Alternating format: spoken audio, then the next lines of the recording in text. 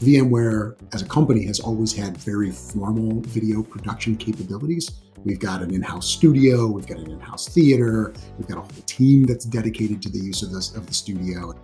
But what wasn't there was this democratization of the concept of video. And I want people to be able to get after it on their own and to be able to do so in a controlled environment where they're given some guardrails, right? Where they can take advantage of some of the shared assets that our brand team works so hard to develop, and to be able to do it without a ton of enablement training and without being intimidated.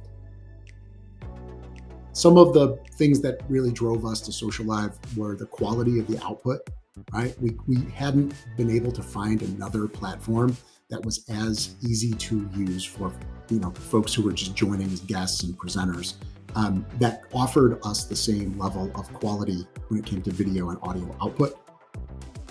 And we've got a different team that we work with on the event content marketing side who's always championed that. They came to us and they asked us whether or not we could bring them a cost savings.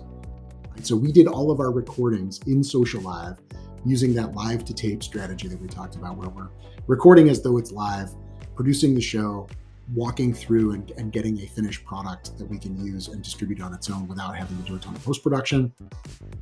What were those cost savings?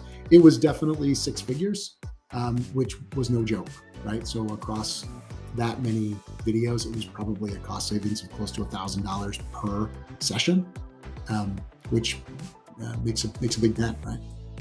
Working on the Socialive platform, and we've seen it evolve, and we've seen you grow and bring some additional features, and there's been a lot of exciting growth in terms of feature set and space. But for us, that stability, reliability, and the quality output has been there from the beginning. And the fact that you all had a very robust enterprise-ready solution with things around SAML integration, roles and permissions, right? And that you have sort of carved out this idea that the enterprise is a space where you play. So many of the other products that we were evaluating at the time weren't enterprise ready. And for some of them, while they talked a good game about heading toward the enterprise, it was clear that they hadn't really thought it through, right? Because if you're going to be an enterprise vendor, if you're going to be an enterprise application, you really do have to build a very solid foundation for the product. That makes a huge, huge difference.